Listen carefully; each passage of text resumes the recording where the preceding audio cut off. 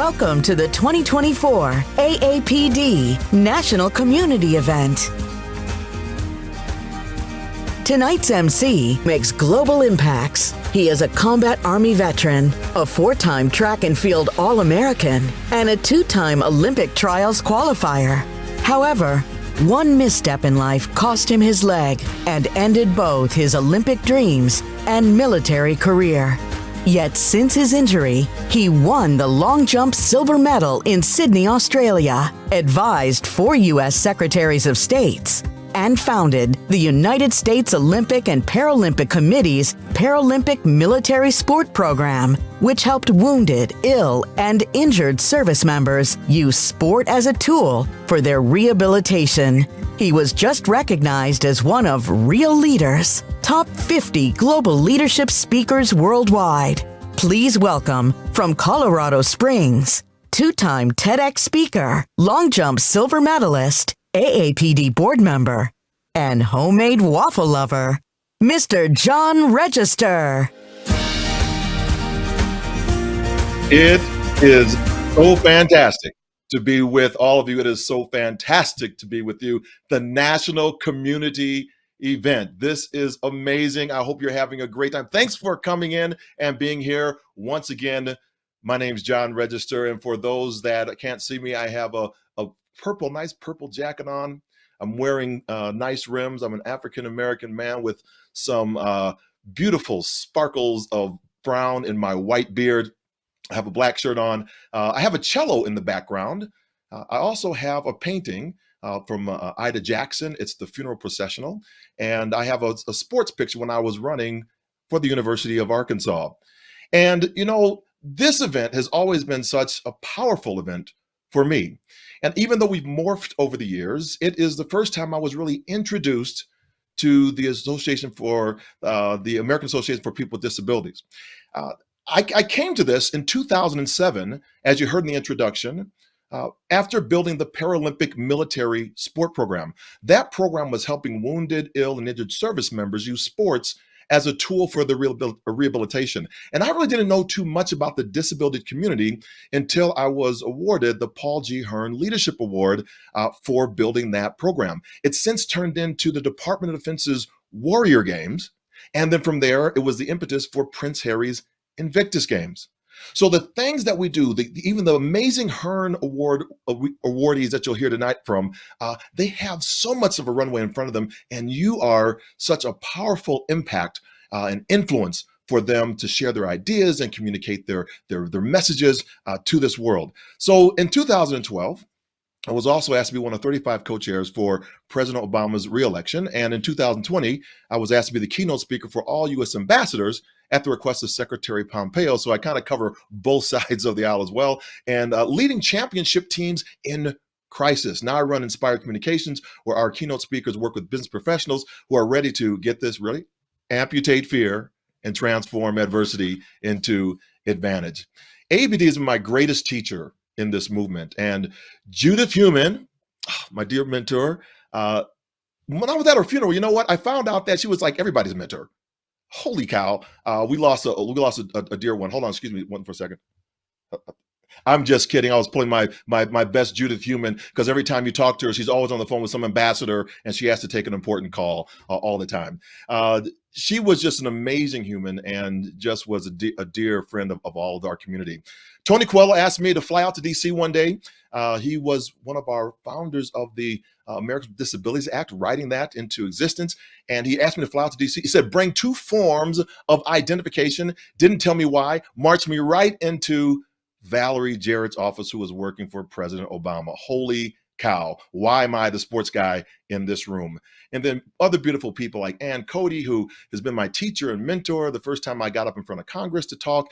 And so many people have just poured into me. And I think it's my duty to always pour into others. I call it inspiration. Why? Because inspiration comes from the Latin word inspiro, which means to breathe into. And when we breathe life, our breath into others, it encourages or inspires others. Inspiration is the catalyst to motivation. Motivation in turn causes actions, and actions lead us to transformational results. And that's what AAP does. And that's what you're going to be in for tonight. It's just a fantastic group of individuals who are really changing the landscape for people with disabilities in our community. So we got a few program highlights for this evening. Joining us this evening, we have, like I said, our Paul G. Hearne Emerging Leaders Awards, our Next Gen Advocate, Alaqua Cox is going to be here from the Marvel franchise. I can't wait to introduce you to all these individuals. We have an amazing panel discussion. We're going to hear from Wells Fargo, Rev Up, JP Morgan Chase. We have dancers, actors. We have so many people that are just stopping by to be with us this evening.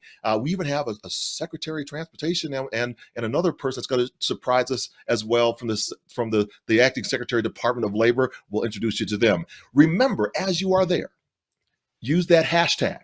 The hashtag for tonight, Disability Community 2004. Disability Community 2004. We want to make sure that all of you are hashtagging it out there. I'm trying to do it myself right now as I host the program. And so remember that we want to make sure that we are advancing and pushing this event out as far as we can by using the hashtag. And so the donations matter, and we're going to be supporting all of the core programmatic work that AAPD does. So make sure that all through the night that you are giving generously to this amazing organization. You're going to hear just why and how far it's come and grown and how far we still have to go.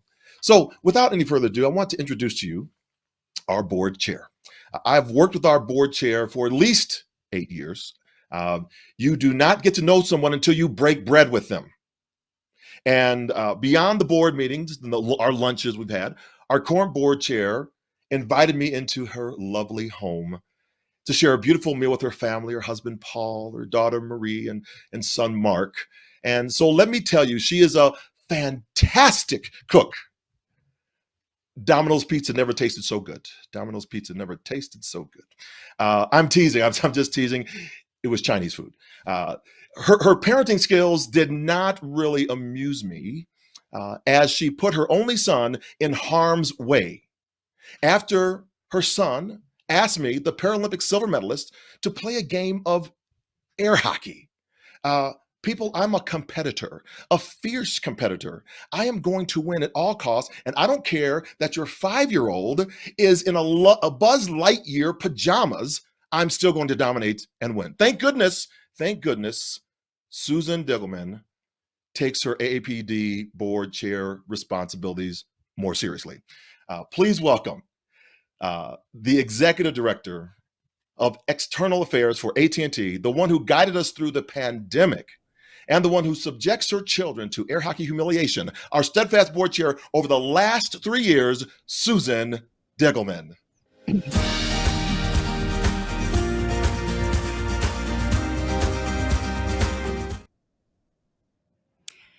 John, thank you so much for that lengthy introduction. Hello, my name is Susan Diegelman, and my pronouns are she, her. Today I'm wearing a burgundy blazer over a leopard print top, and I have long blonde hair. As board chair of AAPD over the past 3 years, I've seen up close the power of the disability community. When our rights are threatened, we push back. When a world that was not built for people with disabilities fails us, we demand more. When voters with disabilities need accessible voting booths and platforms, we fight to make this happen. One of the great joys I've had in this role is seeing the progress we've made throughout the community as we work with leaders across the country to galvanize local, state, and national efforts in our movement for disability equality and inclusion.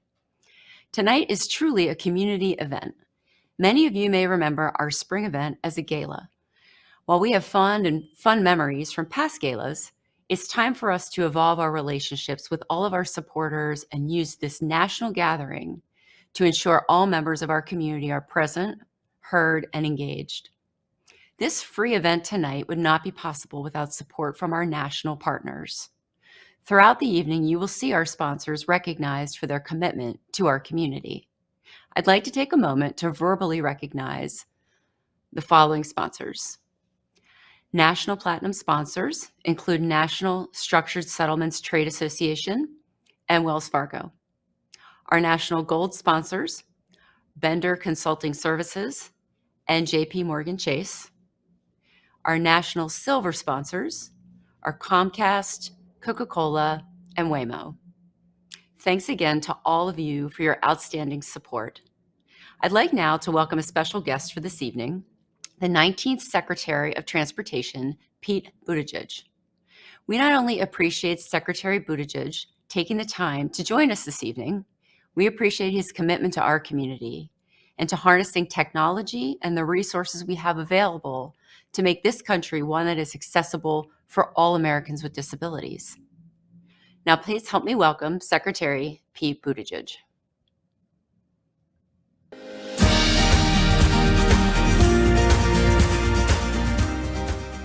Good evening, I'm Secretary Pete Buttigieg, and I want to start by thanking President Towne and everyone at the American Association of People with Disabilities for inviting me to address you. I wish I could join you in person, but I'm grateful for this opportunity to share a few words. Making America's infrastructure more accessible has been a top priority here since day one. Our airports and our public transportation systems were built often generations ago so that people could travel safely, quickly, and easily.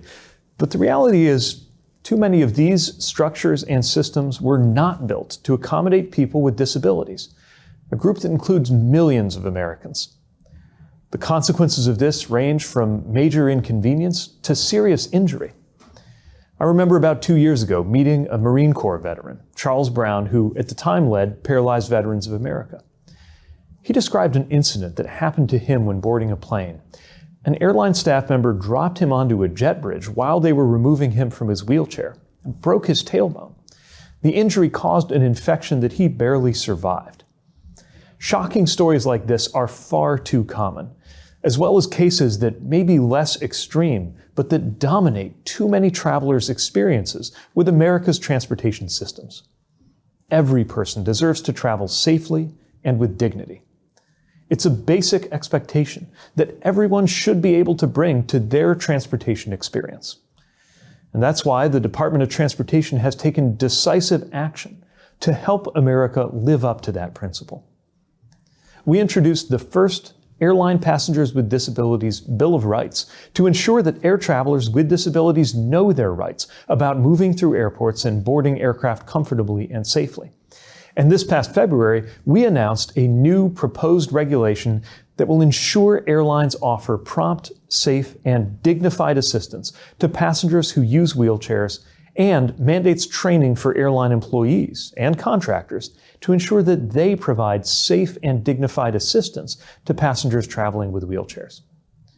Through President Biden's bipartisan infrastructure law, and thanks to congressional champions like Senator Tammy Duckworth, we've designated $1.75 billion specifically to modernize older public rail and transit stations so they're more accessible to people with disabilities.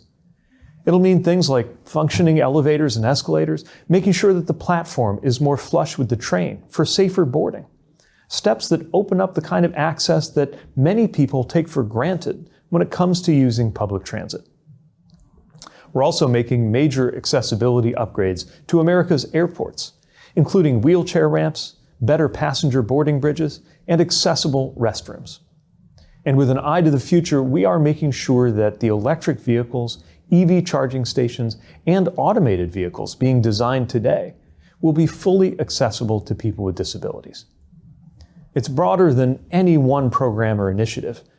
As our nation overhauls its decades-old infrastructure with this historic infrastructure package, we will be rebuilding to the post-ADA standards that road by road, sidewalk by sidewalk, community by community, make America fairer for people with disabilities.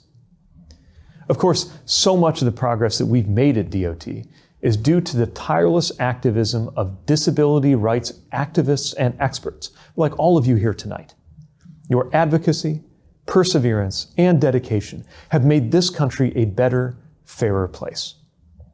We know that there is a great deal of work ahead of us all. We also know that every time our transportation systems become more accessible, the entire country becomes a better place.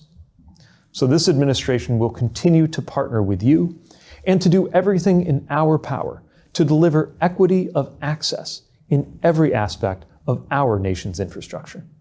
Thank you, and enjoy the evening. Once again, here is tonight's MC, John Register.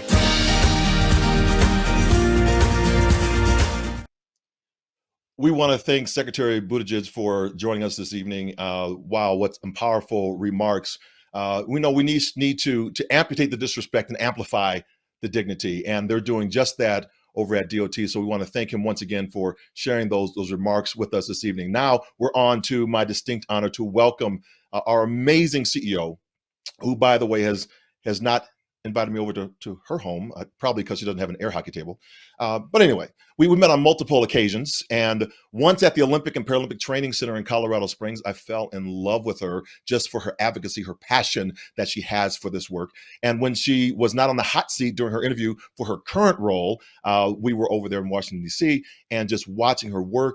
And I found her nothing short of amazing. Before joining AAPD, Maria served as director of the City of Houston's Mayor's Office for People with Disabilities. She served as President Obama's White House Senior Associate Director and Disability Community Liaison in the Office of Public Engagement. And as CEO, she has put together an incredible team.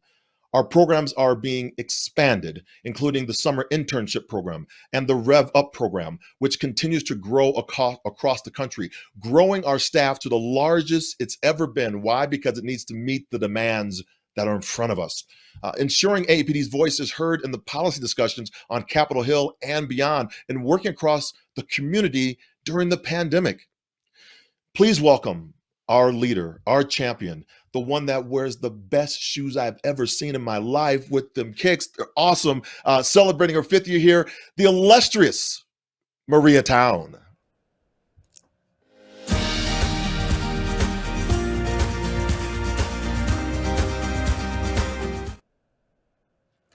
Thank you so much, John, for that incredible introduction. Good evening, everyone, and welcome to AAPD's National Community Event. I'm AAPD President and CEO, Maria Town, and I'm thrilled to be with you all tonight. You can't see my shoes, but I am wearing Converse for those who want to know. And I would love to say Chag Pesach Sameach to everyone celebrating Passover this week. May you have a joyous holiday. I first want to give a heartfelt thank you to AAPD's Board of Directors, especially Susan Diegelman, our chair. Their dedication has allowed AAPD to grow and remain a strong organization.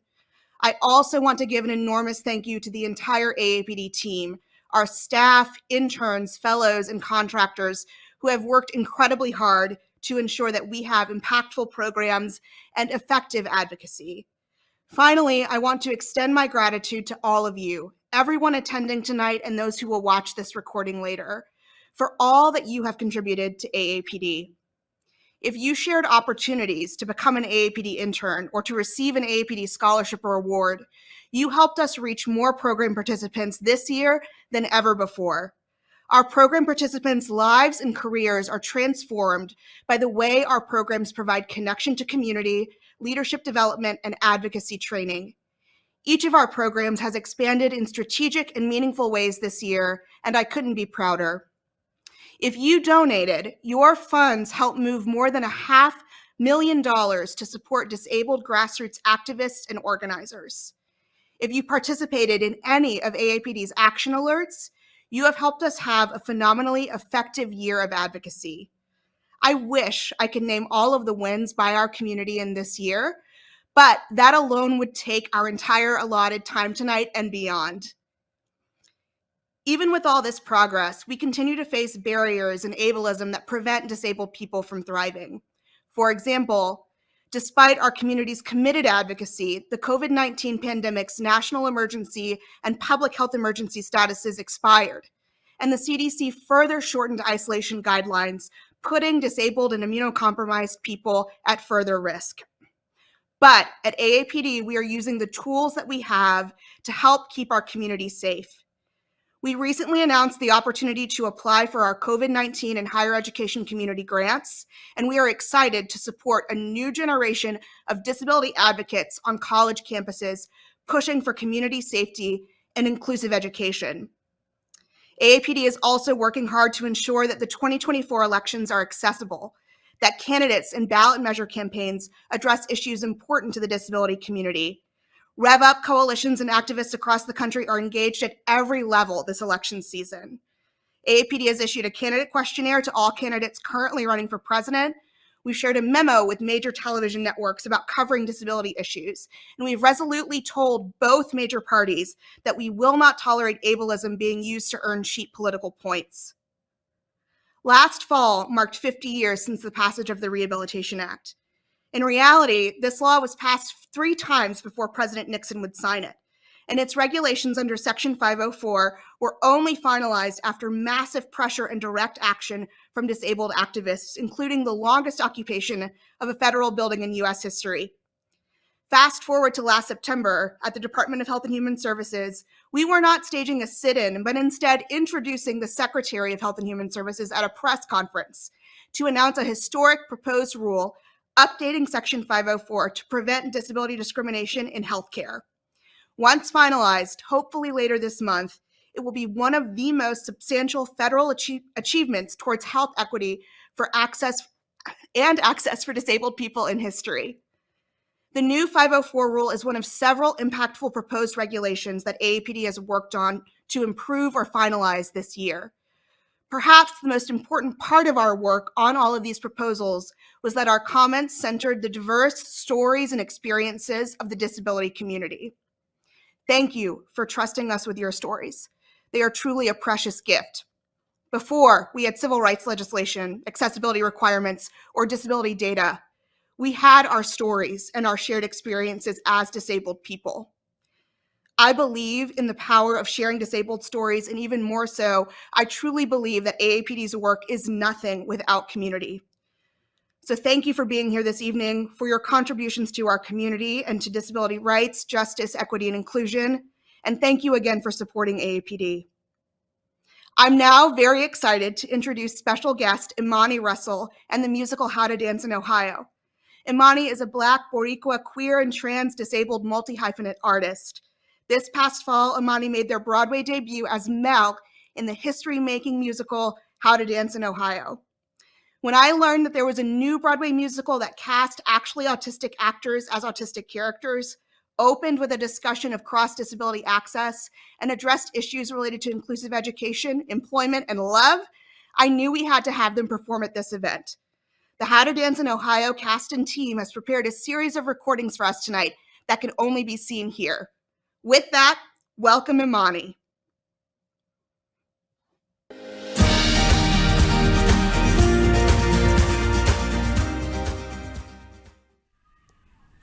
Hi, my name is Imani Russell. I use they, them pronouns, and I am a lighter-skinned mixed person with long, dark brown cornrows, and I'm wearing a black mock neck top that has some random shapes on it in the colors orange, pink, green, and white. And I am so happy to be here on behalf of the cast members and producers of How to Dance in Ohio, a new musical that recently wrapped up its run on Broadway. As many of you will know, How to Dance in Ohio is universally representative of the need to connect and the courage it takes to step out into the world and just be yourself. This is especially true for people with disabilities, as this was not a world that was necessarily built for us, but rather a world we have to make more equitable, just, and accessible for the entire community. Our story follows a group of young adults and their families navigating change with the help of their social skills therapist and preparing for a spring formal dance, a rite of passage that breaks their daily routines in Columbus, Ohio. The cast features 7 autistic actors in the principal roles. Yay! Something we know is needed in all plays and musicals and representations of diverse communities and stories. Tonight you will watch segments from acts within the show, which we hope you will not only enjoy, but that will be a cause of celebration of actors and performers with disabilities. Take care, and we will be back in just a bit for our second performance. Hi! Welcome! We are going to do a show for you. There is music in it and dancing, of course. The show is based on things that actually happened, but parts have been embellished for dramatic purposes. You have to spice things up in Ohio. There is this saying, if you've met one autistic person, you have met one autistic person. You are now meeting 7 autistic people.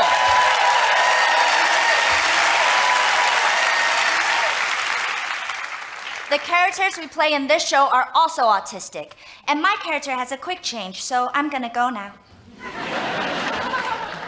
For anyone who needs them, we have cool-down spaces located in the left mezzanine and the lower lounge. We also have sensory kits available to borrow from the merch stand, which have some fidget toys and some glasses should it get too bright in here. Isn't it nice to know what's going on? Please silence your devices. We are going to start the show now. I'm supposed to feed the lizards and snakes, clean the tanks, and help customers if they have questions. And I do want more responsibility, but it needs to be clear to me up front. Mel, you really have to watch your attitude. Because when you act like you know better than everyone else, it's really disrespectful. Paul told me yesterday you were the same way. I feel like there are times when we don't completely understand each other. I don't need to understand you, because you're an employee and your function is to work. You have a very good work ethic, but what you need to learn from us is work etiquette. Okay? You want to take your break now or after you feed the snakes? I'll feed the snakes first. And I wasn't trying to be mean, but sometimes Paul stands over my shoulder when I'm working, and I like to feel independent. I'm sorry.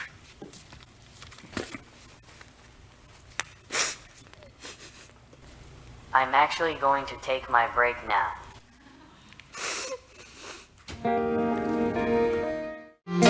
Hey there, Internet. No.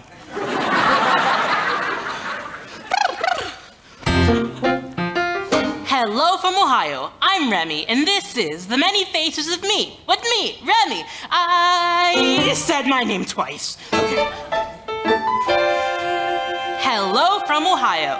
This is The Many Faces of Me. With me, Remy. I like to dress up. The clothes, the makeup, the whole 9 yards. I've been, Donna Summer and Mr. Clean. That bald cap was a nightmare.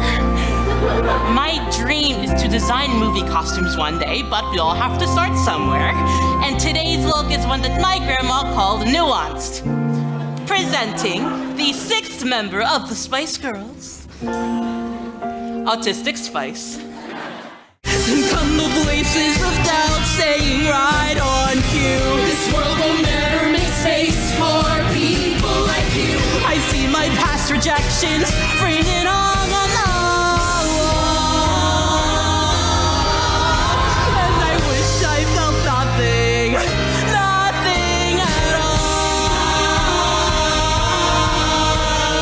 Building momentum, the very beginning.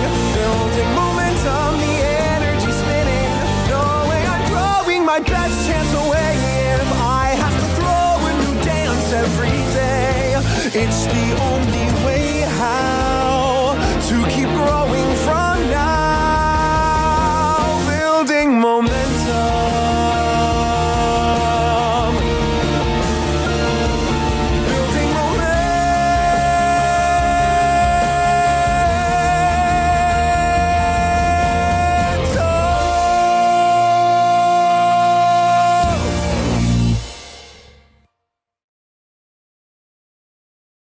Please welcome back tonight's MC, John Register.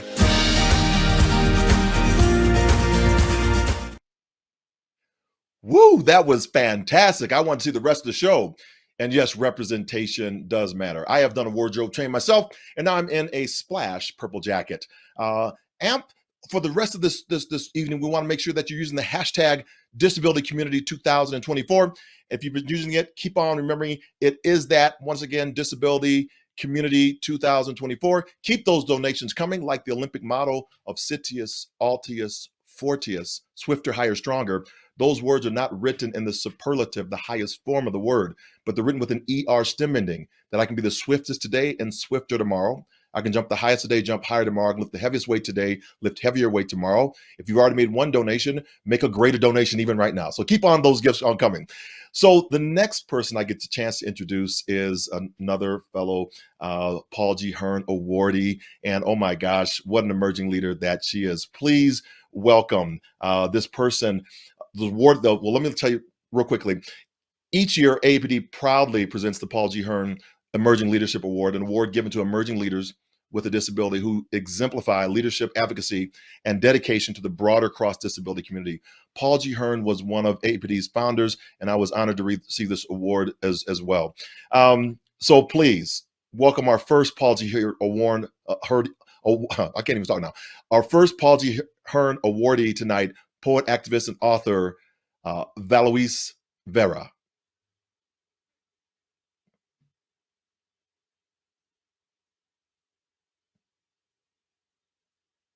A male power wheelchair user with light tan skin and a full salt and pepper beard, reading a poem he wrote in front of a microphone at a bookstore. He's a six-wheel rolling, black hat posing, brown lyricist. Picture this: revolutionary, visionary, building freedom fighting. Valois speaks from home. My name is Valois J. Vera, and I am a recipient of the 2024 AAPD Paul G. Hearne Emerging Leader Award. I'm a poet, I'm an artist, I'm an activist. Various photos of Valois posing, working, and on stage with his partner. I found Thunder Lightning Poetry Collective in 2022 to address the lack of representation of queer and BIPOC identities within the disability community and within the arts communities as well. Photos of Valois' work, his book, reading at poetry slams, and meeting with other artists. When you're starting out as a poet, it takes a while to realize the power that you have. As someone who's visibly and physically disabled, I've done poetry slams and other readings, and if there's a ramp to the stage, well, then I'm the outsider already.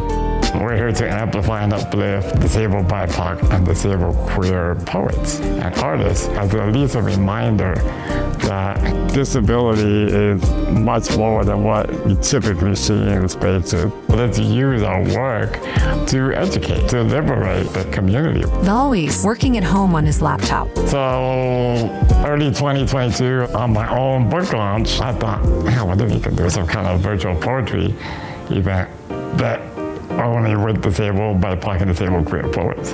Valois reading into a microphone. I like that saying, people that they will come. For the one event featuring 40, 50 people virtually, and about 15 that read. That led to doing another one 3 months later, and another one 3 months later. Today we have about 30 poets that are members of Thunder Lightning Poetry Collective. It lets me know that this is what was needed. Valois in the bookstore with his partner, a black woman with big dark brown eyes who helps show him books. It's about creating that space where individuals can just be, and you can share your cultural experiences, your queer identities, your trans identity, whatever it be. When you're within that space, you're home. The Hearne Award funding will be used for creating and maintaining a website. Valois working at his computer then, clips of Valois on Zoom, each with an ASL interpreter, and posters for past events hosted by Valois. It will go towards stipends to our workshop facilitators, our features for our virtual poetry showcases. It will help us fund the zine project that we are doing. And we'll also fund a micro grant program to support other poets and creatives in any kind of small need that they might have. Disabled people, for the most part, are living on limited income or disability or what have you. So it's truly going to go back to community.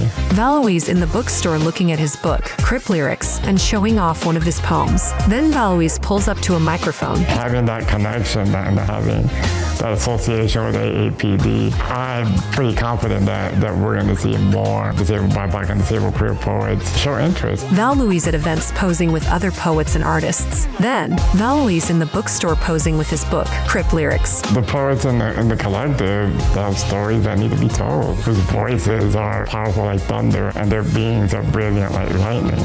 That's who we are. Text on screen over a purple geometric background, 2024 AAPD Paul G. Hearne Emerging Leader Award. Please welcome Paul G. Hearne, Emerging Leader Award recipient, poet, activist, and author, Valois Vera.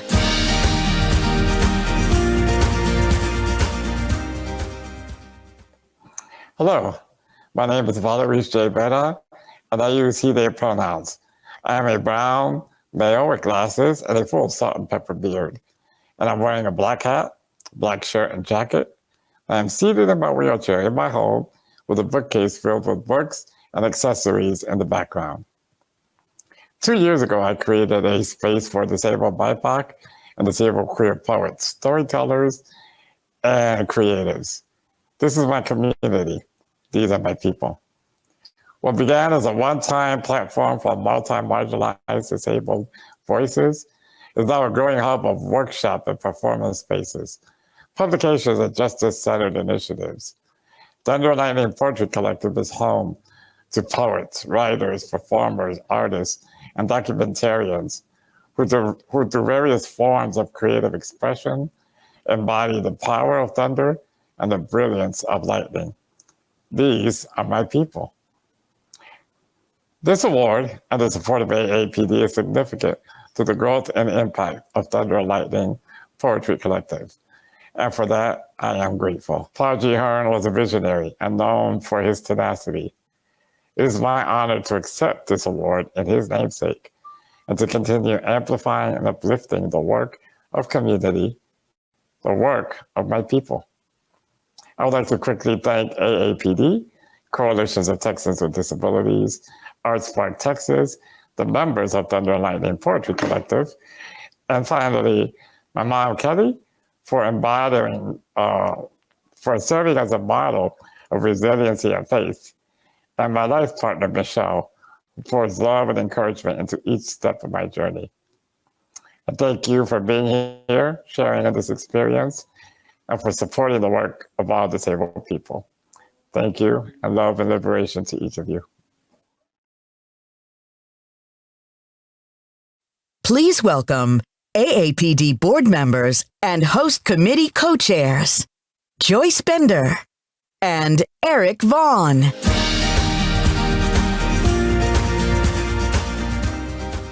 Good evening, everyone. I'm Joyce Bender, the CEO and founder of Bender Consulting Services, and a white woman with curly brown hair, with purple glasses, a purple blazer, and a purple and lavender pullover. Yes, I do love purple, and I love AAPD.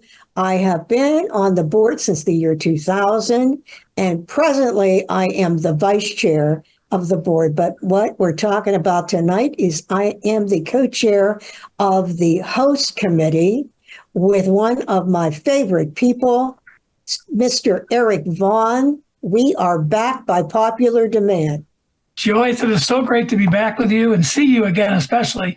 My name is Eric Vaughn. I'm the executive director of the National Structured Settlements Trade Association. I'm a white male. I have dark hair. I'm wearing a dark suit and a pink tie, and my pronouns are he and him.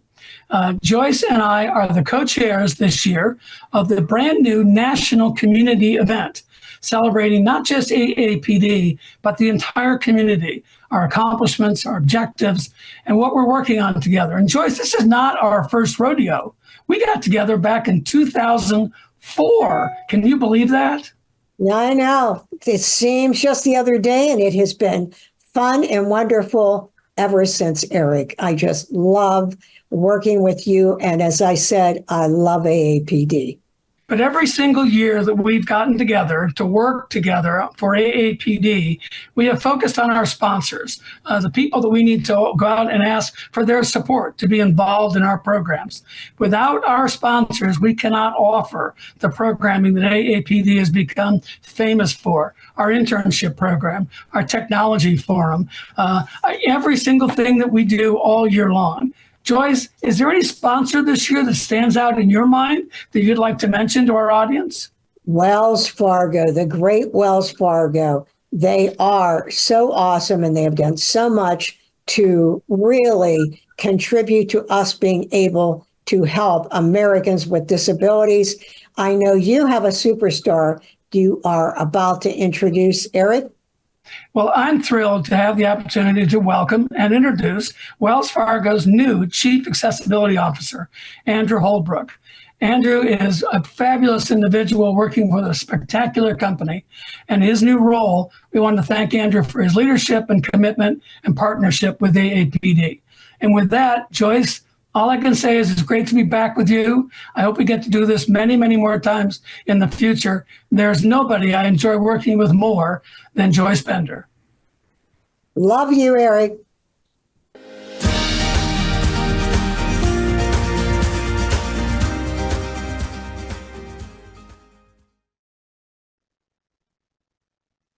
Hello, my name is Andrew Holbrook, and I'm the Chief Accessibility Officer here at Wells Fargo.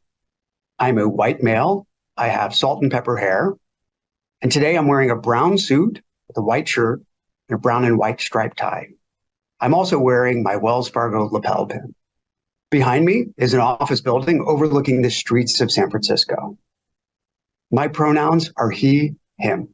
I'm proud to represent Wells Fargo at this national community event. I want to thank Eric Vaughn and Joyce Bender for that warm introduction. And I also want to thank them for what they have done and will continue to do for the disability community. Their leadership means the world to me. I also would like to thank their fellow AAPD board members, the AAPD staff, and most of all, President and CEO Maria Town. When I became Chief Accessibility Officer in January, just a few short months ago, one of my first phone calls was to Maria. AAPD and Wells Fargo have a shared goal around improving financial health amongst the disability community.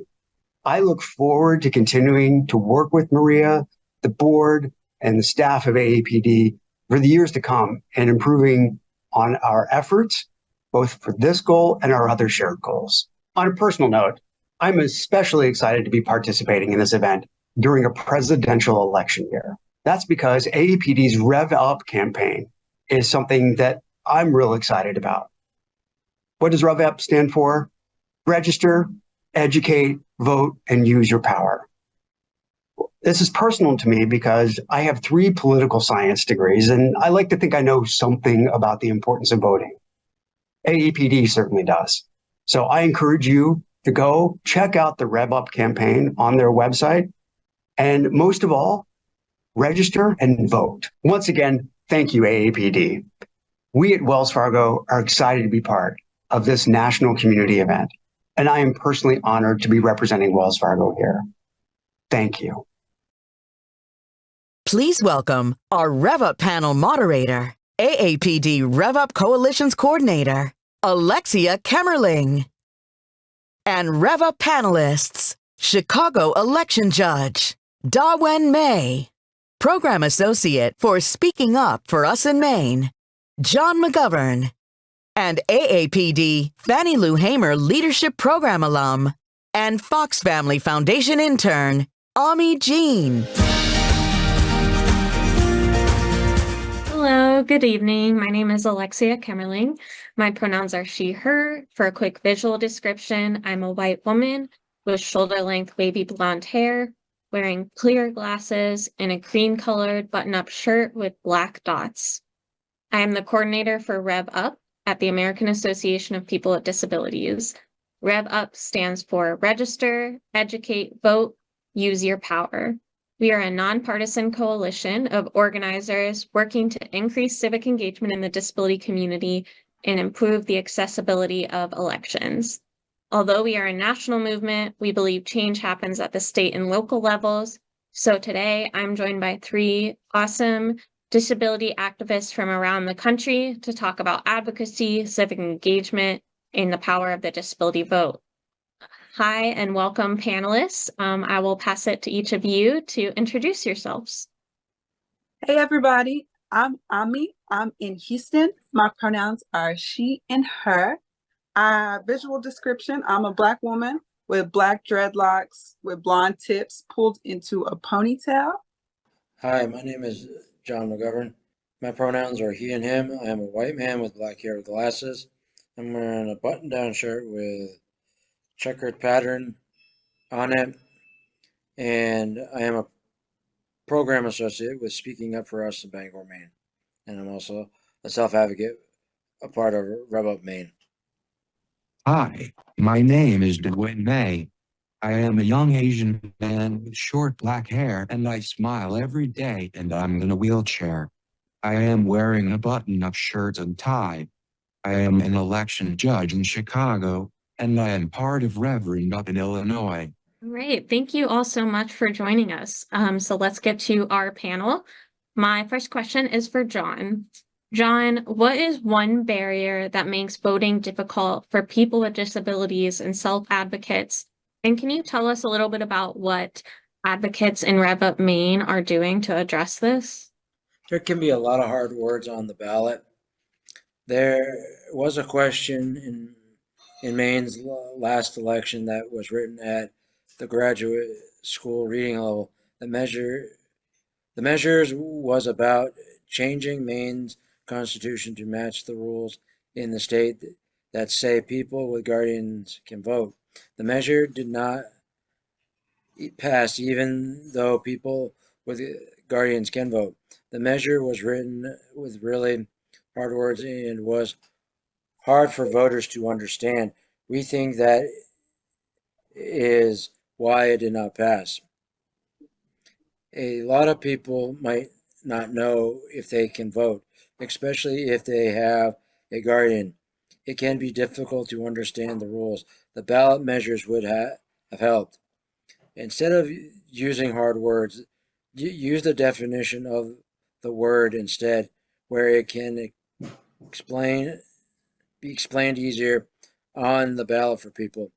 Rev Up is talking to the Secretary of State and saying that ballots need to be put in plain language so that it can be clear what the issue is all about.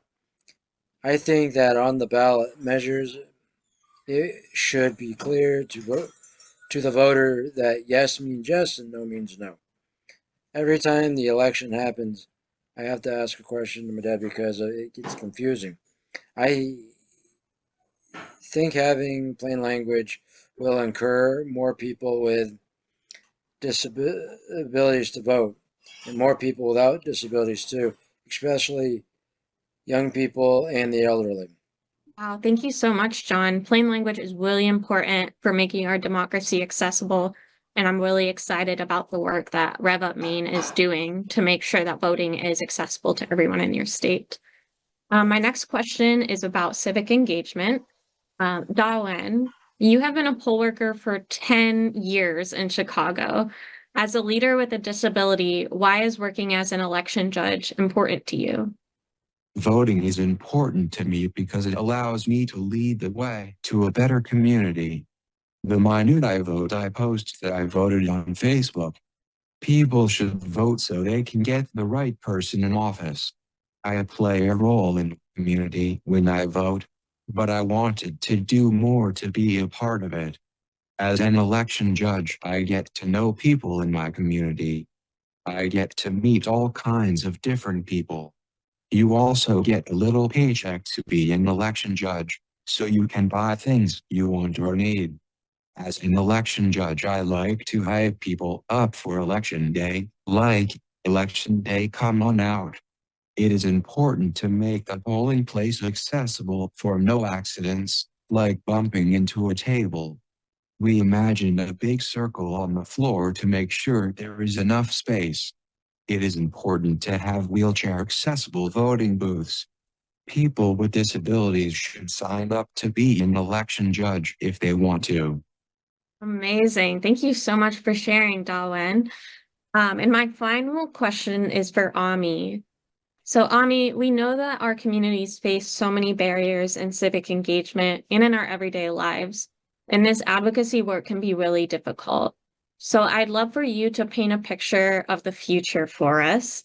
What are we working towards? What does a country with an accessible democracy look like to you? Thank you for that question. Before I respond, I wanted to finish my visual description. I was so taken to be called in front of other people a disability advocate. It's like, okay, I always seen myself as an advocate, but I never heard someone else call me that. It's in front of an audience. So I was like, I completely blanked out, but I'm wearing a sweater that is half fuchsia, half gray, and that to complete my visual description. My apologies. To go back towards your and more things. I'm a commissioner with the Houston Commission on Disability, and I participate in the community through adaptive sports, through the MS Society, and recently I've gotten on a fellowship with Fox Giving's company, and we're just working on universal design and solutions for at the intersection of low vision and low income, things of that nature. So really exciting stuff. That's what I get into. But to your question, in the world, to repeat it back to you, we have this, I love the idea of a perfect future sometimes, but not perfect, but we have a very ideal future, democracy, how participation looks. Was that the question? Yeah, so I'm kind of wondering, we're doing all this work and the work can be really difficult. What is that ideal that we're all working towards together? Why do we vote? Why do we show up? Why do we try to make our communities and our democracy more accessible? Say we succeeded in all of our advocacy and our wildest dreams, what would it look like? Thank you. I love this question because I clearly have wild dreams. I think my mind always jumps to perfect. I'm like, I mean, you know better. You know that this life, this democracy, this advocacy, the hard work, the heart work is tough. It will never be perfect, but I envision that we will be able to participate perfectly. If that makes any sense, as a wheelchair user who has low vision, just perfectly for me looks comfortable, looks like I know what I'm doing and I'm affirmed by, whether it's the judges or the people who are setting up. It's like, okay, yes, we know where you can go. If it's visual, things that you need to be assisted, this is what you go to.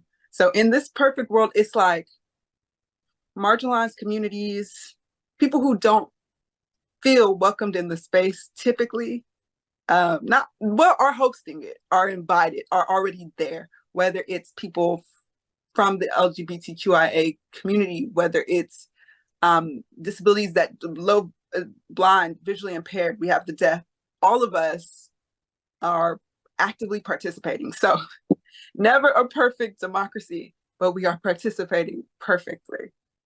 That's my tea. I love that. Thank you so much for sharing. And I hope that we will be able to continue to working towards that vision of yours. Thank you all so much for joining the Rev Up panel. Please welcome back tonight's MC, John Register.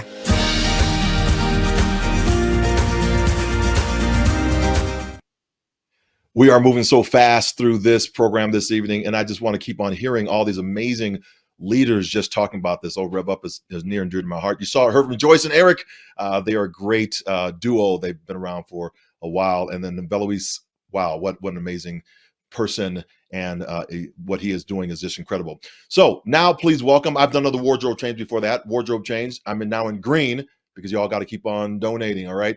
Hello again, and please welcome our CEO, Maria Town, and Acting Secretary of Department of Labor, Julie Sue.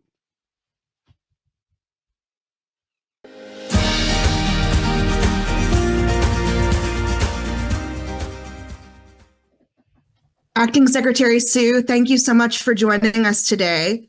Now, you are the Acting Secretary of Labor, which means you think about a number of different disability-related topics in your work. So before we dive into some specifics, could you paint us a general picture of the current state of disability employment? Thank you so much, Maria. And it's so great to see you again after we met at CareFest in Los Angeles. And I want to thank the entire AAPD team for holding this important event. So yes, employment opportunities for people with disabilities is a big priority for me and for the Department of Labor. We actually have an office devoted to it. As you know, our Office of Disability Employment Policy, or ODEP, led by the visionary and phenomenal Taryn Williams, who I consider a friend and who I'm really privileged to work alongside. Our work is based on the fundamental belief that good jobs change lives, and that everyone, regardless of race, gender, class, ability, or zip code, should have access to a good job, and the dignity, security, and sense of purpose that brings. And for far too long, people with disabilities have been shut out of opportunities. Societal stigma and prejudice have continued to exclude people with disabilities from the full promise of economic opportunity and prosperity. As the late, great Judy Heumann said, when other people see you as a third-class citizen, the first thing you need is a belief in yourself and the knowledge that you have rights. The next thing you need is a group of friends to fight back with. And the community represented here today is that group of friends. And I just want you to know that I and the entire Department of Labor stand with you. I know you also know that to fight against inequity, we have to be intentional about it. And that's what we are doing. People with disabilities are experiencing record gains in employment over the last 2 years. Labor force participation for people with disabilities is at a record high. So that means people are looking for jobs. They're making themselves available. I've always seen that as a sign of hope. And those who are in jobs are also higher than they've ever been. So people with disabilities looking for jobs and people with disabilities actually getting jobs is at all-time high. Now, we still have a lot of work to do. We know that. But the promise of a good job is really fundamental to the American dream. And one of the most encouraging ways to fulfill that promise is through competitive, integrated employment. And we're seeing that more and more employers are embracing that. This includes compensation for workers with disabilities at or above minimum wage and comparable to pay for employees without disabilities who are performing similar duties and with similar training and experience. It also includes benefits, right? The same level of benefits provided for employees with disabilities and without. If I may, I just want to mention one other big picture topic, which is AI. President Biden issued an executive order late last year on safe, secure, and trustworthy AI. And I just don't believe that AI can be any of those things if it doesn't do right by workers. We also know that for workers with disabilities, AI and technology can open up opportunities that previously didn't exist. So we want to tap into its benefits while protecting against its harms. So for example, how can AI help to combat bias? We also have an AI and disability inclusion toolkit for inclusive hiring. And I want to thank AAPD for your partnership on this issue. And we're also going to be putting out best practices and principles on AI. And also AAPD has been really instrumental in helping us with that. Well, thank you so much. It's been an honor to work alongside your colleagues on many of these issues, including issues related to artificial intelligence and accessing its benefits while preventing bias and disability discrimination. In your response, you kind of got at this next issue that I wanted to talk about, a top issue for the disability community, which is addressing subminimum wage for disabled people. And last year, we were thrilled to see the Department of Labor team take some action on this. So can you tell us about the actions you've taken and what the next steps are regarding this topic? I know our community is really eager for an update. Yes, thank you so much for this question. To me, this is not just a workers' rights issue, it's a civil rights issue. And of course, workers' rights and civil rights go hand in hand. Early in my career, I had the privilege of fighting alongside workers to help them exercise their power. And I saw a deep connection between a person's well-being overall and the quality and availability of good jobs. For so many of us, our jobs are a huge part of our identity. Our jobs and the connections that we make there afford us the opportunity to live and thrive in our communities. And I believe that workers with disabilities deserve a just day's pay for a hard day's work, deserve the ability to contribute, to flourish, to work free from discrimination, to know the satisfaction that comes from having a good job that gives you a real shot at deciding your own destiny and at making those connections that I just talked about. Now, we've made substantial progress for disabled workers, and alongside such progress, the legal landscape for workers with disabilities gives us reasons to celebrate. Again, thanks to the advocacy and efforts of the disability rights community, we've seen enormous gains, like the landmark Americans with Disabilities Act enacted in 1990, the Supreme Court's decision in Olmstead, Section 511 of the Workforce Innovation and Opportunity Act, and laws prohibiting or restricting the payment of subminimum wages to workers with disabilities at the state and local level. And as we've already talked about, the expansion of CIE in communities across the country. So in light of all this progress, on the 50th anniversary of the Rehabilitation Act, I asked my team to conduct a comprehensive review of the Section 14C program to re-examine its use and future viability. And so we're engaging with key organizations, with stakeholders, with workers with disabilities to hear their views and their experiences and what changes are needed to expand equitable employment opportunities for people with disabilities. We are going to be issuing a proposed rule on this, and we expect that to be released for public comment later this year. So thank you again for your advocacy. I know how important this is to the disability community. I know we're looking forward to commenting when the rule is released, so we're going to be eagerly watching that space. You mentioned the executive order on AI earlier, and this last month was actually the one-year anniversary of another Biden administration executive order that's very important to the disability community, the executive order on increasing access to high-quality care and supporting caregivers. Among the many issues addressed in the executive order was increased access to home and community-based services. This issue is very complex, and it's as much about increasing wages and benefits for direct support workers as it is about making sure that disabled people who are also a part of this workforce themselves can access things like supported employment, community mental health care, and live in our homes and communities, not in institutions. Mm-hmm. So can you talk about the progress that we've made on this issue and what is ahead to accomplish? Thank you so much, Maria, for talking about this, because this is another executive order that is really important. And as you know, there was recently a caregiver town hall right here in Washington, D.C. And I think this issue is just, it's got more momentum behind it than it's had in a very, very long time.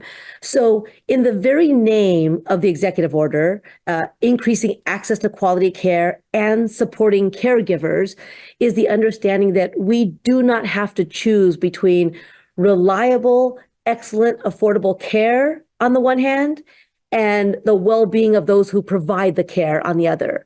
In fact, we have to do both. And the disability community knows that better than anyone.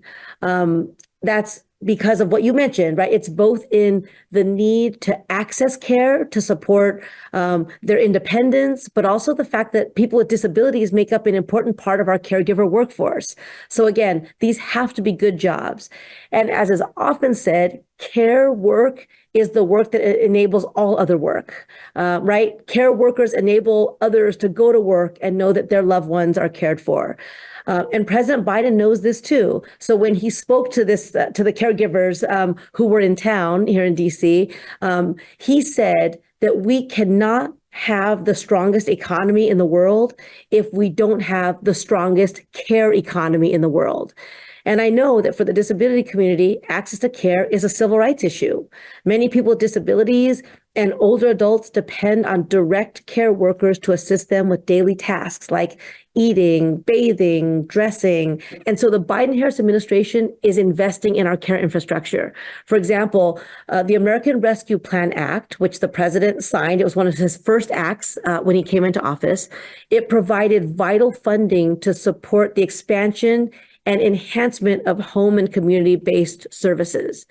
As of December 2022, $36.8 billion had been allocated across all 50 states and the District of Columbia, with $24.6 billion specifically directed to supporting expansion of the direct care workforce through direct care worker recruitment and retention activities. ARPA dollars also went to increasing pay for caregivers. So again, we saw that we can do both. We can increase access to care and improve caregiving jobs at the same time. At the Department of Labor, we're approaching this issue from a number of directions. In addition to all that we're doing, we have also been collaborating with HHS's Administration for Community Living, or ACL, on the work being done through their Direct Care Workforce Strategy Center to expand and strengthen the direct care workforce.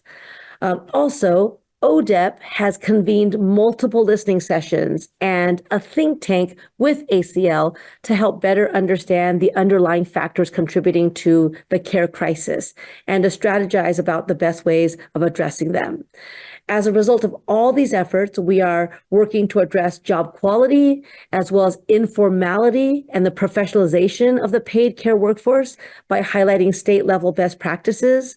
We're promoting increased access to training, including through apprenticeships, right? It's a really important pathway into good jobs, including for communities who have been left out in the past, by looking at benefits and union representation for the care workforce. And so together, we just have to seize on this momentum to build a future that all of us want and deserve. I couldn't agree more. This is my last question for you. We have some limited time. But I want to talk about mental health. We know that the COVID-19 pandemic exacerbated many mental health issues for individuals across the country, and that continues today. It also exacerbated systemic issues that have made it harder to access mental health care. I understand that the Department of Labor has been very engaged on addressing how workers are struggling with mental health care related needs. Can you share what you've been working on and what people on this event with mental health disabilities should know about what's available to them? Well, the way we see it, mental health isn't separate from jobs issues, right? We can't afford to distinguish these issues. The Department of Labor is really committed to using our diverse expertise, programs, policies, platforms, partnerships, and our authority to advance mental health and wellness in all workplaces. So some of the things that we're specifically working on, one, reducing stigma and increasing awareness of mental health and well-being within workplaces. Two, promoting best practices and improving compliance among employers to address these issues. And three, promoting equity and access for marginalized and vulnerable populations. Last May, DOL launched a mental health webpage and is developing additional reports and resources on workplace stress, recovery-ready workplaces, and a series of videos and events. So I hope that you will check those out. Now we're actually working on a section devoted to young people's mental health needs specifically. And I guess, I talked about the difficulties, right? The stress that sometimes jobs can incur, and then the mental health issues that come with that. But I just want to kind of go back to where I started, right? That good jobs have tremendous benefits, including mental health benefits. And that's why we want to make sure that every community, especially people with disabilities, have access to the good jobs that we're creating in this moment in our country.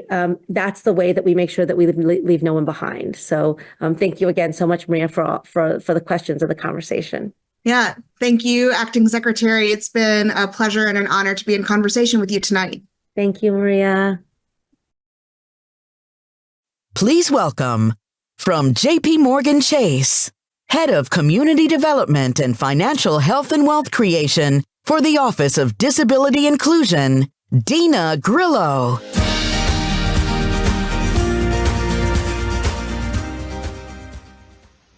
Hello, everyone. My name is Dina Grillo. I am a white woman with dark shoulder-length hair, and I'm wearing glasses. I have on a paisley shirt with a blue blazer, and my virtual background is gray with the words on top, Office of Disability Inclusion. I am the program lead for financial education and community development with the Office of Disability Inclusion at J.P. Morgan Chase. I'd first like to extend a heartfelt thank you to CEO and President Maria Town, her team, and the board for their continuous and diligent advocacy for people with disabilities. Our history with AAPD spans over a decade. Our firm was an early supporter of the Disability Equality Index, and we are proud to have been named a best place to work for disability inclusion, scoring 100 for 9 consecutive years. The office was launched in 2016 so we can offer our employees with disabilities the tools and resources they need to reach their career goals. We established a centralized accommodations team and budget, and we developed firm-wide policies to empower our lines of businesses in order to practice firm-wide disability inclusion every day. Today, our work is focused on 4 pillars: financial education, business growth and entrepreneurship, careers and skills, and community development. We have dedicated resources to deliver financial education in partnership with our community managers and nonprofit organizations to individuals with disabilities and the neurodiverse community. For small businesses and entrepreneurs with disabilities, we provide resources such as business coaching and access to capital.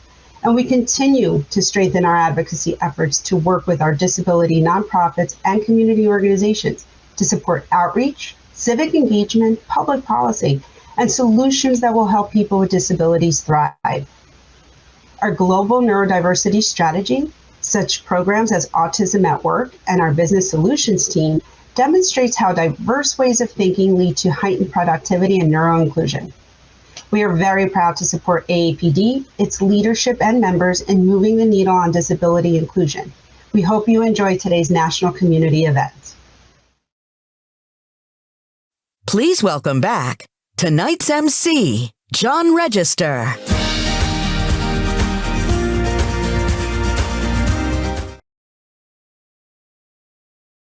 This amazing conversation. I mean, that's the work. That's how it rolls here at AAPD with Maria and Secretary Sue having that fantastic conversation. That just could have gone all the time.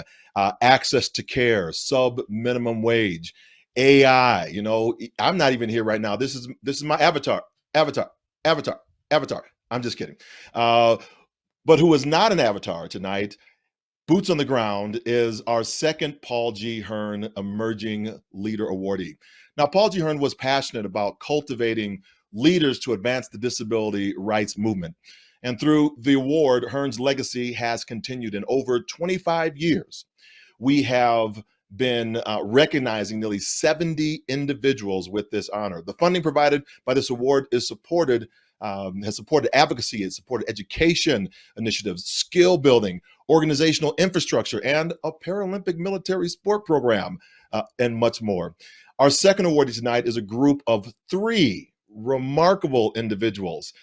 They are Noor Newcomb, Zainab Danani, and Ifoma Ikedeon, and they are just incredible. Together, they are medical students with disability and chronic illness, or MSDCI.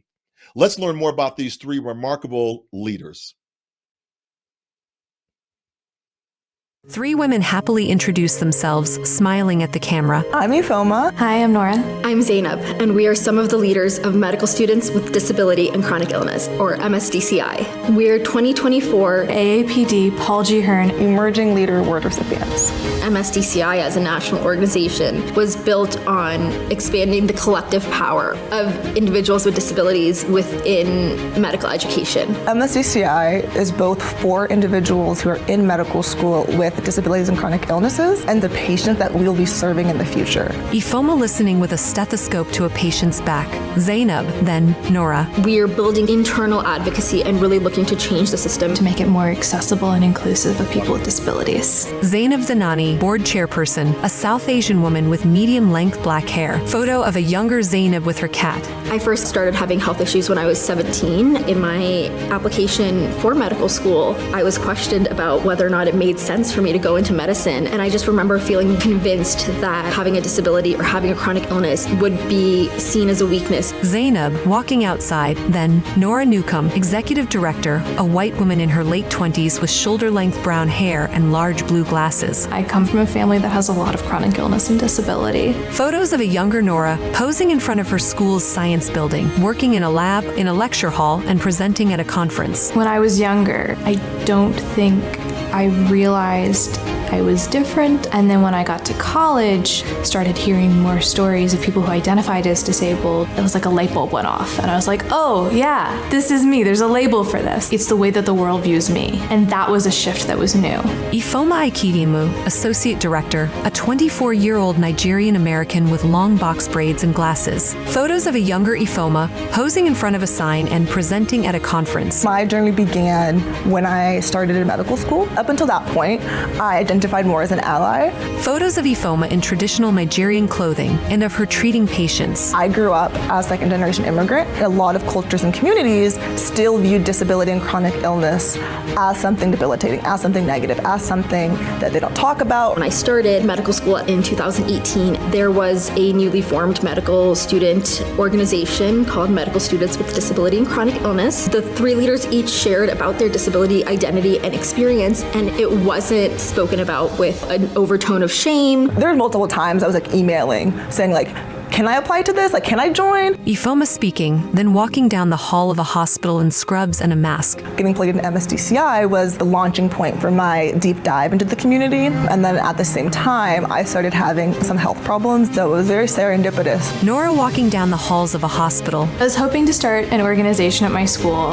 and I was like, I'm gonna have to do it alone.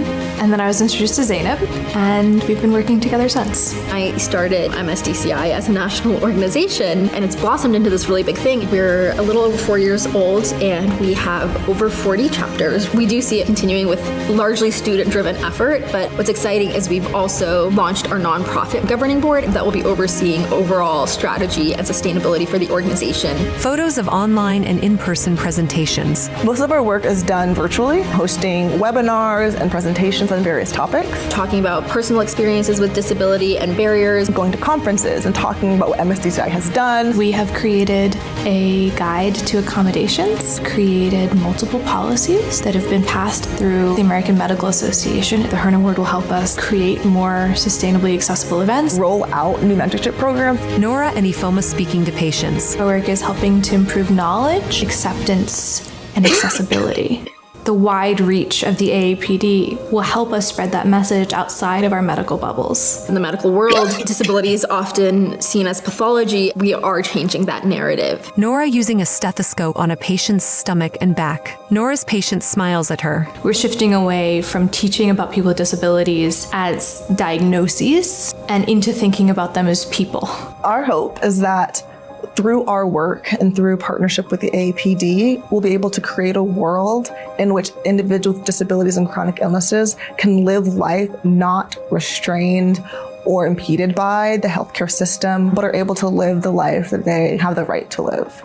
Nora, Zainab, and Ifoma walking next to each other in a split screen. Text on screen over a purple geometric background. 2024 AAPD Paul G. Hearne Emerging Leader Award.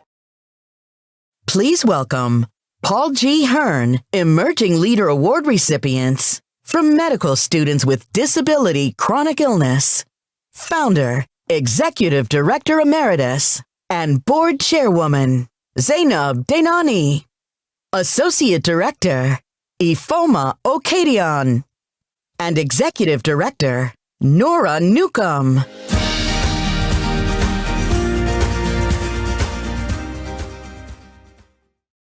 Good evening, esteemed guests. I am Zainab Dainani, a South Asian woman in her 20s with shoulder-length black hair, wearing a red dress and silver jewelry. I am the founder and the chair of the board for Medical Students with Disability and Chronic Illness, or MSDCI. Hi, my name is Nora Newcomb. I'm a white woman in her mid-20s. I have large glasses, shoulder-length brown hair. I'm wearing red lipstick and a polka-dotted dress. And I'm the current executive director of MSDCI. Good evening. My name is Ifoma Okadian. I am an African-American woman in her early 20s with long black braids in a side ponytail, wearing glasses and a traditional Nigerian outfit, multicolored pattern. I'm also beginning my second year as one of MSDCI's associate directors. Paul G. Hearne co-founded AAPD with many other champions of disability justice with the belief in the right to quality, comprehensive, and affordable healthcare. We at MSDCI strive to carry forward this work to create a healthcare system where patients and doctors with disabilities are supported, valued, and accepted. I started MSDCI in 2019 with cold emails and one-on-one Zoom meetings with medical students interested in disability advocacy. In just under 5 years, MSDCI has evolved into an organization with over 40 chapters, led by a board of more than 25 student leaders and hundreds of passionate members currently in medical school pushing for disability equity in their training and in patient care. We are excited to work with AAPD as MSDCI continues supporting future doctors with disabilities and chronic illnesses. Through our work, we can destigmatize disability in medicine and continue centering disabled voices. With this award, we'll be able to expand MSDCI's reach, host more accessible events, launch new research initiatives, and broaden our mentorship program. We are so grateful for the support of the AAPD. We would also like to thank our mentors and our families who have supported us and made all of this possible. We want to close by taking a moment to honor the late Andres Gallegos. He was a past AAPD Paul G. Hearne Award recipient and served as a pillar for many within the disability community as the chairman of the National Council on Disability. He also fiercely supported MSDCI, inviting us to speak at last July's NCD meeting and even writing one of our endorsement letters for this award. So it is fair to say we would not be here tonight without him. Thank you again for this incredible honor. We hope you all have a wonderful evening. Please welcome back AAPD President and CEO, Maria Town.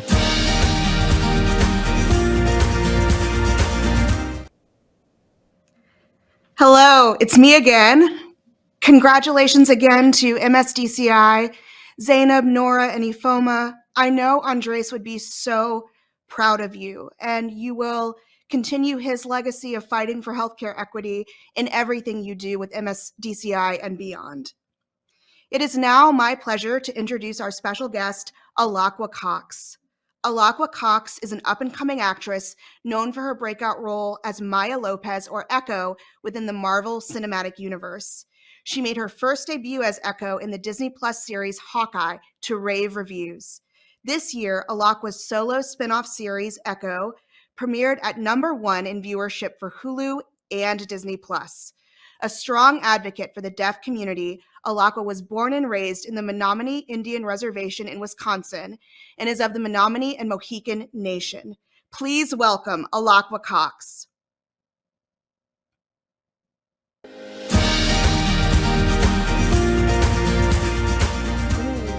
I'm done. Thank you. Good evening, everyone. My name is Alaqua Cox, and my pronouns are she, her, and hers. I have short brown hair, and I'm wearing a light green sweater, seated in front of a tan background with a plant. I'm so proud to be accepting the Next Generation Advocate Award from AAPD this evening. I want to thank the AAPD board, staff, and your fierce leader, Maria Town, for this honor.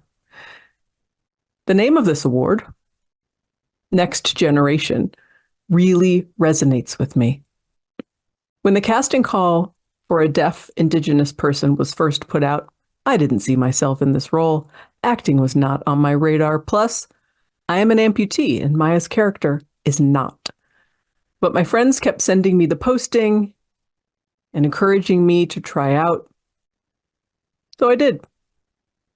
And now I get to play this cool character, and I get to do most of my stunts and work with the production team to develop new processes to make acting accessible. But one of the best parts is that now I get to help the next generation see themselves in new ways, in new spaces, to show them that we are powerful and that there is power in embracing our full identities. It is amazing to see what this authentic representation means to the deaf, Indigenous, and disability communities. I have seen people on social media wearing Echo's costumes and a variety of beautiful artwork of Echo, and it is so inspiring. People call disabled people superheroes all the time, but it is usually condescending. Pity disguised as a compliment. There is no pity around Echo. She shows her strength in so many ways, in fighting villains and in being vulnerable as she reconnects with her roots. I think it is so fitting that part of her power, as her name represents, comes from drawing on her ancestors. It shows us that there is power in our cultures and power in community.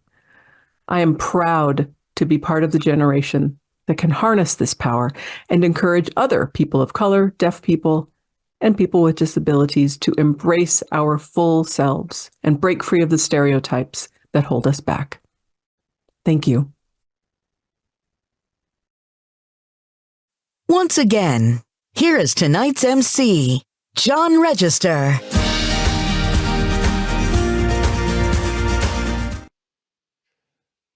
Wow. I mean, such a great fight for Echo and just amazing evening. As we begin to wrap up for this evening, I have switched once again to my last wardrobe change. I'm now wearing a blue jacket with a pattern. I have a splash handkerchief, blue handkerchief as well, to signify that we are coming to the end and we're about to just cool down a little bit. But before we go, we have a few remarks to do. Please, last chance to make those donations to AAPD. This is how the work gets done. You've heard such amazing individuals share how AAPD is moving the ball forward in the disability community, and there's more work to go. So thank you all to all the attendees that came in this evening. You all are amazing. I just got a text that just came on my phone from Colleen Starkoff. So what's going on, Colleen, out there? Another just amazing advocate for us.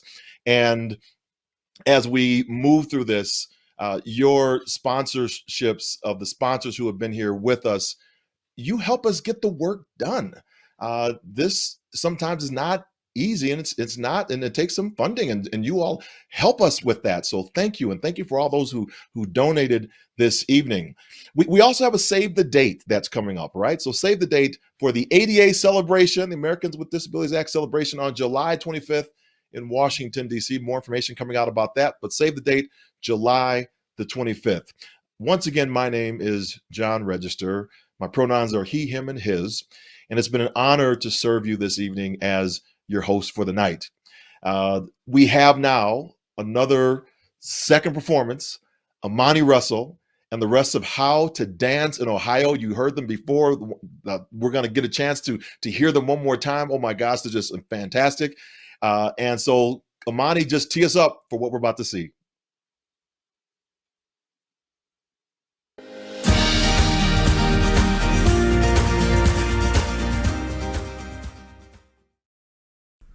Hi again, it's Imani from How to Dance in Ohio. This has been such an important and impactful evening. For all participating this evening, know that when you join and support AAPD, you are reaffirming your support for the disability community around issues ranging from employment to transportation to independent living to accessible voting.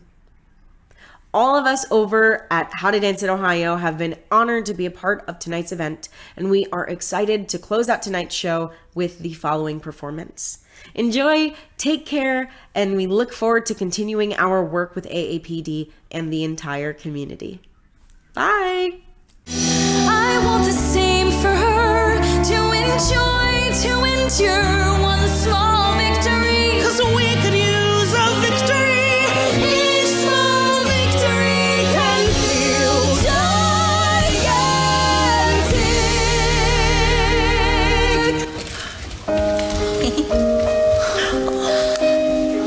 This is it. One dress to rule them all. I close my eyes and think about slow dancing. Anything other than the fact I want to cry. Maybe my teacher will be cool and say, it's okay. Take the test another day. Maybe even get an A.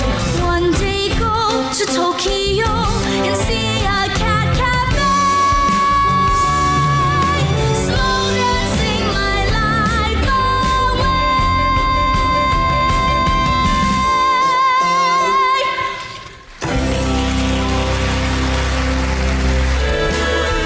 Like every other Monday, Thursday, Tuesday, today is Friday, Wednesday,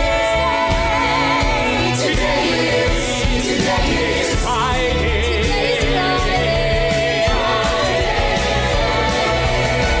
in Ohio.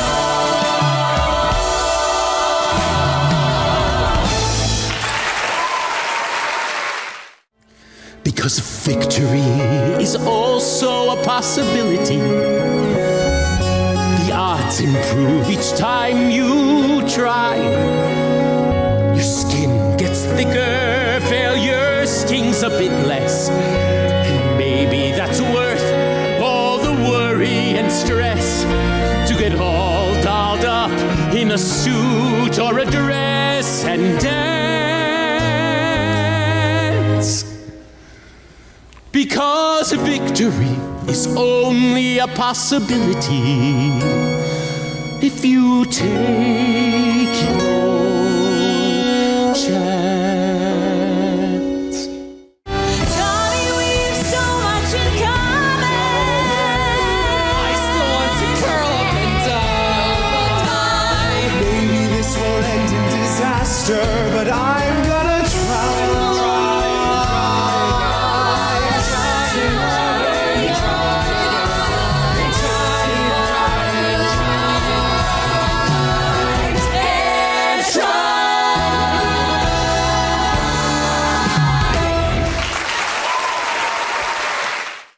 Light is made of waves, sound is made of waves, people are not made of waves. Light is made of waves, sound is made of waves, people are not made of waves. Circuits have wires, people have veins, wires carry light, veins carry blood. Circuits have wires, people have veins, wires carry light, veins carry blood. Dancing would be easier if dancing was math.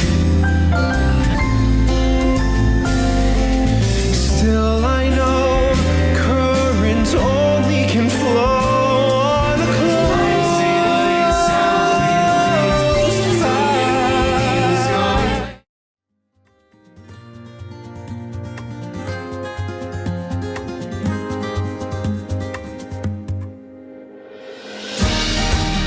Thank you for joining us at the 2024 AAPD National Community Event.